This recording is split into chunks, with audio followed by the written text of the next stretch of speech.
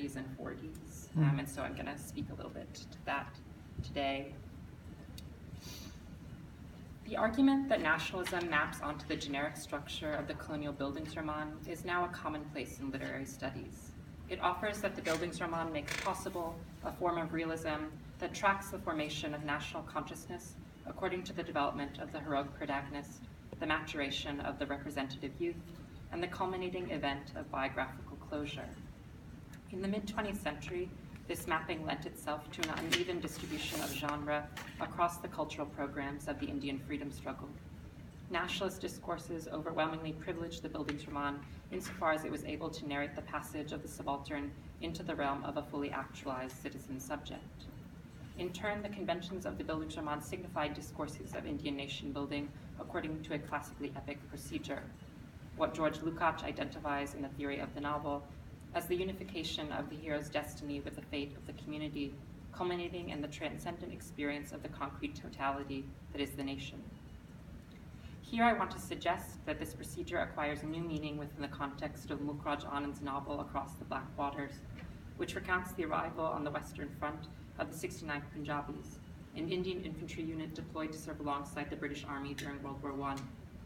Within this context, any consensus as to the relationship between the realist novel and the primacy of nationalist sentiments is deeply troubled.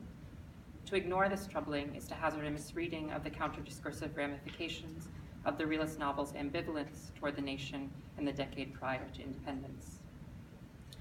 This misreading often takes Across the Black Waters as its focus, reproducing a notion of Anand's writing as straightforwardly complicit with the project of Indian nation building. And while Anand's better-known novel Untouchable has been reconsidered in recent scholarship as a work of significant complexity, a work that might in fact refuse the realist proportions of the developmentalist nation-state, the same degree of complexity is rarely afforded to Anand's lesser-known works. For these works, a dominant understanding is shaped by Amir Mufti's suggestion that the narrative of Indian selfhood in Anand's writing is reducible to a national passage from primitivism to modernity, the passage from, quote, a limited state of existence to the universal consciousness of the citizen subject, end quote. To make this claim, Mufti draws on the language of a speech that Anand delivered at a convention of the All India Progressive Writers Association in Kolkata in 1938.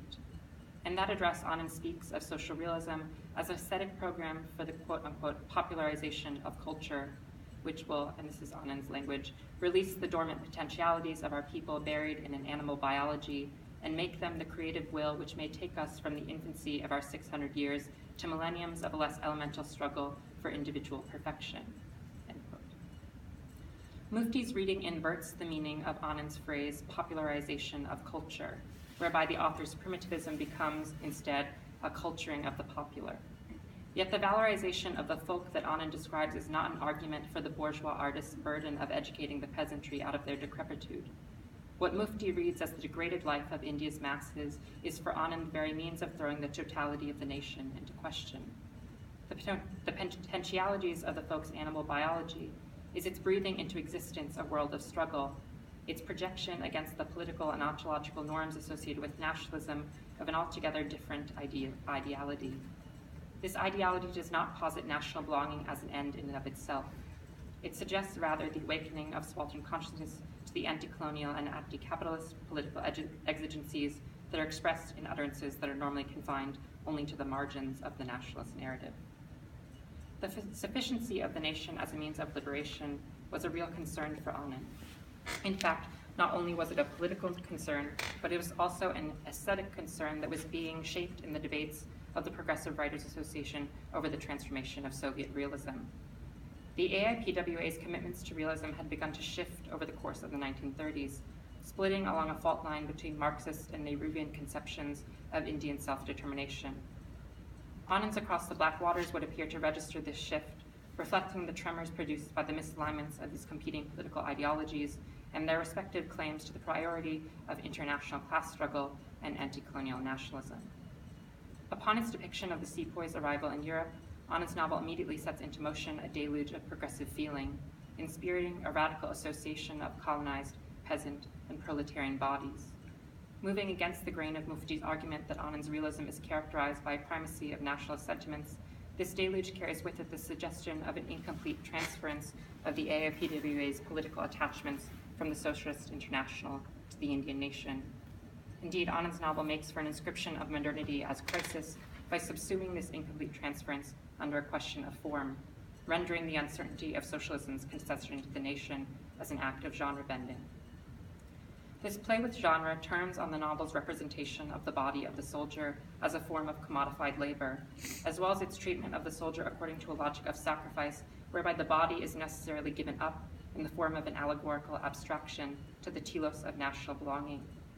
More specifically, Anand's use of the soldier as a trope generates a tension in the novel's representation of the history and politics of Indian involvement in the British war effort. As Anand articulates it retrospectively and from the viewpoint of the late 1930s, the soldier's body invokes both the promise of national independence and the symbolic geography of ongoing colonial exploitation. On one hand, the soldier appears as the epic hero whose arrival at the port of Marseille is met with cries of triumph, heralding the supposed emergence of the nation from the waiting room of history. On the other hand, Anand deliberately marks the bodies of the sepoys as cargo, throwing into relief the abjection of the subaltern who's repeatedly denied a means of liberation and self-rule. This tension is akin to the tension between the two dimensions of realism that Ulka Anjari has usefully articulated as the referential and the performative. In its referential dimension, Anand's realism portrays subaltern consciousness as the protagonist attaining to political action in a passage from a limited state of existence into the realm of the fully actualized citizen subject. But this consciousness is also performed in the primitive gestures and utterances of the subaltern who is oriented simultaneously toward a pastness that is not yet confirmed as national culture and toward a freedom that is yet to come. The